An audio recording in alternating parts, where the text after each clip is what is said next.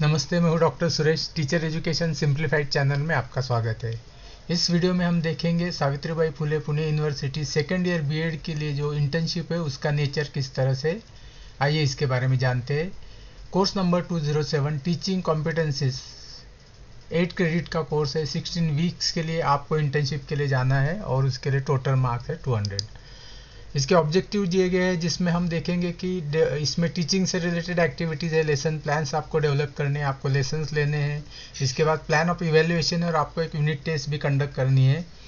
उसके बाद आपको वैरायटी ऑफ जो स्कूल में एडमिनिस्ट्रेटिव रिकॉर्ड्स होते हैं उसके बारे में आपको स्टडी करना है इस इंटर्नशिप में। इसके साथ साथ आपको को करिकुलर एक्टिविटीज़ या एक्स्ट्रा करिकुलर एक्टिविटीज़ में भी आपको पार्टिसिपेट करना है।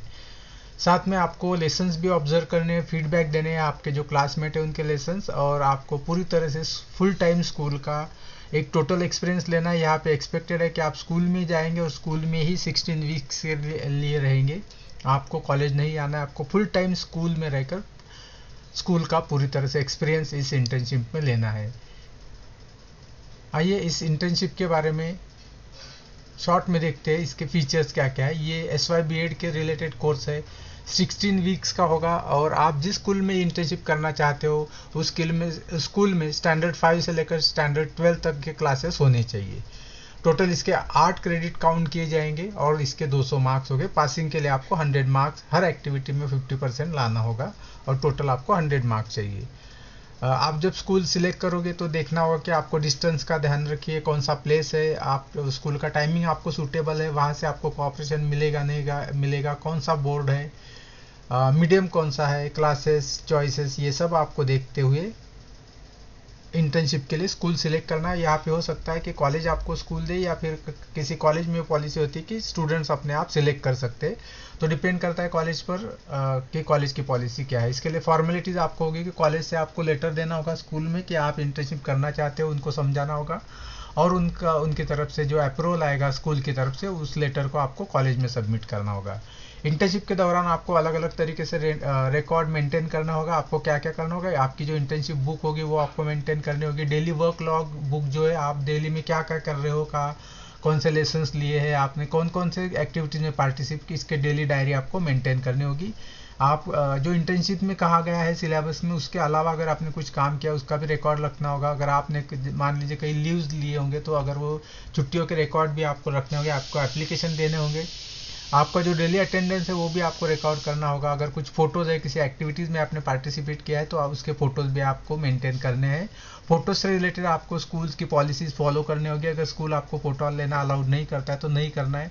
पूरा वर्क कल्चर जो स्कूल का है उसके हिसाब से आपको फ़ोटो लेने या नहीं लेने हैं। कोड ऑफ कंडक्ट आपको ध्यान में रखना होगा। आप टीचर बनने जा रहे हो और आप अपने आप को और अपने कॉलेज को रिप्रेजेंट कर रहे हो तो इस हिसाब से आपको जो पोस्को एक्ट है वो पढ़ना होगा कि उस एक्ट से मुताबिक आपको स्टूडेंट से बिहेव करते हुए क्या क्या करना है, इसकी जानकारी इस एक्ट में होती है। आपको वो एक्ट पढ़ना चाहिए ताकि आप स्टूडेंट से कितना डिस्टेंस बनाए रखें, किस तरह से बिहेव करना है, इसके लीगैलिटीज जो है वो आपको इस एक्ट के दौरान पता चल सकती है। तो आपको ये एक्ट पढ़ना चाहिए, जो पूरी गाइडलाइन है उसकी पढ़नी चाहिए। सोशल मीडिया की जो गाइडलाइन हो सकता है आप कभी कभी ज़्यादा खुशी में ये स्कूल से रिलेटेड एक्टिविटीज़ के फ़ोटोज़ आप सोशल मीडिया पे शेयर कर देते हो तो ये हो सकता है स्कूल्स के और पेरेंट्स के जो गाइडलाइंस है उसके खिलाफ हो। तो आप ये जो वर्क कल्चर वहाँ पे बताया गया उसके हिसाब से आपको फ़ोटोज करना है, नहीं लेना है, स्टूडेंट्स के साथ फ़ोटो खिंचवाना है नहीं खिंचवाना है, ये स्कूल की पॉलिसी आपको फॉलो करनी होगी। आपको ऐसा कोई भी काम नहीं करना जो आपके अथॉरिटी में नहीं आता है। आप वहाँ पे इंटर्न हो, आप वहाँ पे फुल टाइम टीचर नहीं हो, तो आपको अगर कोई फ़ोटो खींचना है, सोशल मीडिया पे कुछ शेयर करना है तो आप स्कूल से परमिशन ज़रूर लें। उस परमिशन के सिवाय कुछ भी सोशल मीडिया पे शेयर ना करें। पंक्चुअल रहे, जो भी स्कूल का टाइमिंग दिया उसका स्कूल के टाइमिंग के हिसाब से पहुँचे।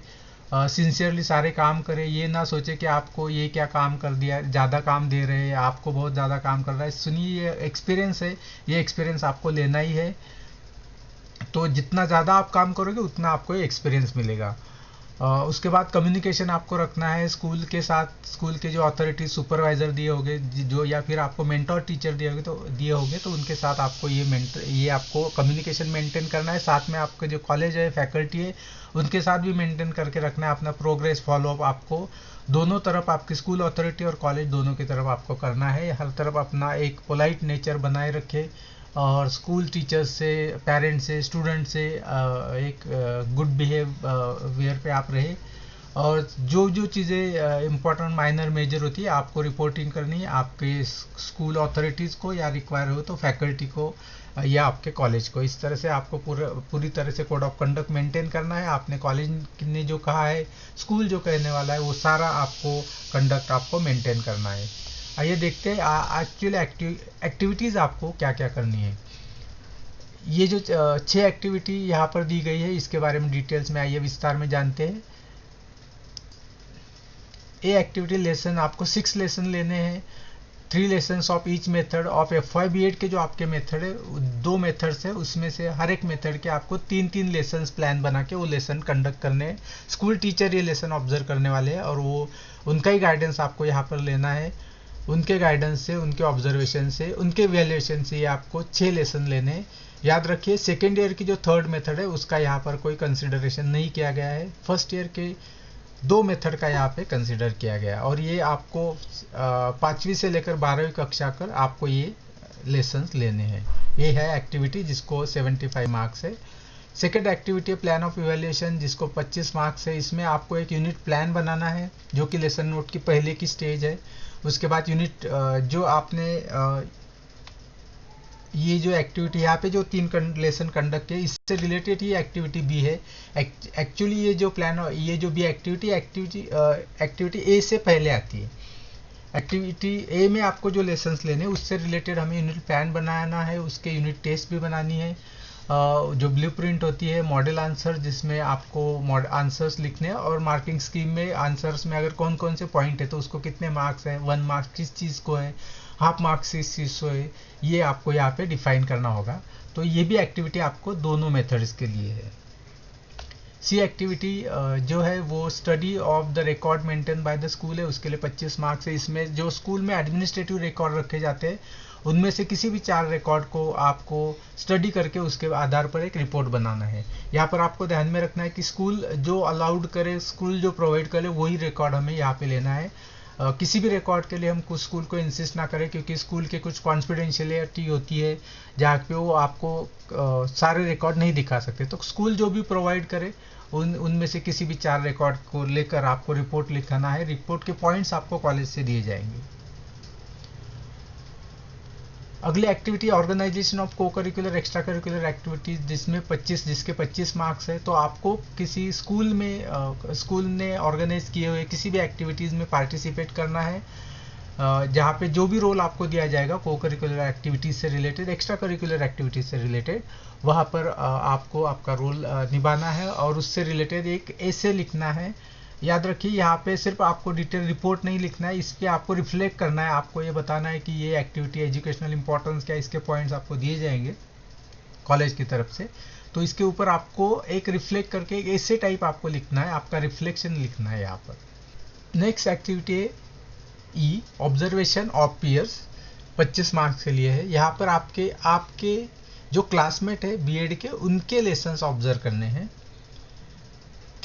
3+3 मतलब है एक मेथड के 3 और दूसरे मेथड के 3, इस तरह से 6 लेसन्स आपको ऑब्जर्व करने हैं। यहाँ पर हो सकता है आप एक ही स्टूडेंट के ऑब्जर्व करें या अलग अलग स्टूडेंट के ऑब्जर्व करें। आपको ये ध्यान रखना है कि आपके मेथड के हिसाब से आपको ये ऑब्जर्वेशन करने हैं। टोटल 6 लेसन सिर्फ आपको ऑब्जर्व करने हैं, जिसका रिकॉर्ड आपको मेंटेन करना है। इसके अलावा आप ज़्यादा से ज़्यादा भी कर सकते हो, बट रिकॉर्ड जिसका रखना है, जिसको मार्क्स दिए जाने, वो लोग 6 लेसन है। और उसके बाद लास्ट एक्टिविटी है जहाँ पे स्कूल की जो अदर एक्टिविटीज़ है उसको आपको ऑब्जर्व करना है। अगर आप डी एक्टिविटी दिखे तो आपको यहाँ पार्टिसिपेट करना है ऑर्गेनाइजेशन में, और अगर ये एक्टिविटी देखे तो यहाँ पे आपको पार्टिसिपेट नहीं करना है, आपको ऑब्जर्व करना है और उसके रिपोर्ट लिखना है। तो कॉलेज में, स्कूल में जो अलग अलग एक्टिविटीज़ होती है, जैसे कि एकेडमिक कैलेंडर किस तरह से डेवलप किया जाता है, उसके कुछ मीटिंग हो, पेरेंट टीचर एसोसिएशन का काम किस तरह से चलता है, प्रोफेशनल ऑर्गेनाइजेशन कुछ स्कूल में है क्या, जो इंक्लूसिव प्रैक्टिस स्कूल में चल रही है, स्लो लर्नर्स के लिए हो, गिफ्टेड के लिए हो, या फिर अदर स्कूल से अदर्स एक्टिविटी, उसको आपको ऑब्जर्व करना है। या फिर स्कूल की तरफ से कोई स्पेशल कम्युनिटी वर्क प्रोग्राम चल रहा है, वो आप ऑब्जर्व कर सकते हो। इन सर्विस टीचर ट्रेनिंग कुछ हो, नॉन टीचिंग का कुछ ट्रेनिंग प्रोग्राम हो, तो उसको आप ऑब्जर्व कर सकते हैं। या फिर कोई स्पेशल प्रैक्टिस स्कूल में हो, तो वो भी आपको ऑब्जर्व करके उसके ऊपर एक रिपोर्ट लिखाना है। तो इसमें से किसी भी एक एक्टिविटी को ऑब्जर्व करके आपको एक रिपोर्ट लिखना है। ये लास्ट एक्टिविटी है इस इंटर्नशिप की। इस तरह से ये 6 एक्टिविटीज़ आपको करना है। 16 वीक्स का आपको स्कूल में रहना है। वो कंप्लीट करके आपको पूरी तरह से स्कूल लाइफ का एक्सपीरियंस करना है। और जिस तरह से इस कोर्ट में कहा गया है कि an internship is a bridge between the education and employment, तो जो अब तक आपने फर्स्ट ईयर में सेकंड ईयर में आपने सीखा है, उसको देखने के, उसको एम्प्लॉयबिलिटी स्किल में चेंज करने के लिए आपको इंटर्नशिप बहुत फ़ायदेमंद होने वाली है। तो आप अच्छे से अच्छे स्कूल में इंटर्नशिप कीजिए और ज़्यादा से ज़्यादा काम करिए। ये ना सोचिए कि मुझे काम दिया जा रहा है और मुझे तो इसकी सैलरी नहीं मिल रही है, बट आपको ये देखना है कि उसको आप बदले में आपको जो एक्सपीरियंस मिल रहा है, वो आपको आगे चल के एम्प्लॉयबिलिटी स्किल को 100% बनाने के लिए इसका बहुत फ़ायदा होने वाला है। तो पूरे दिल से और पूरे सिंसेरिटी से ये इंटर्नशिप कीजिए। मेरी तरफ से आपको ढेर सारी शुभकामनाएं।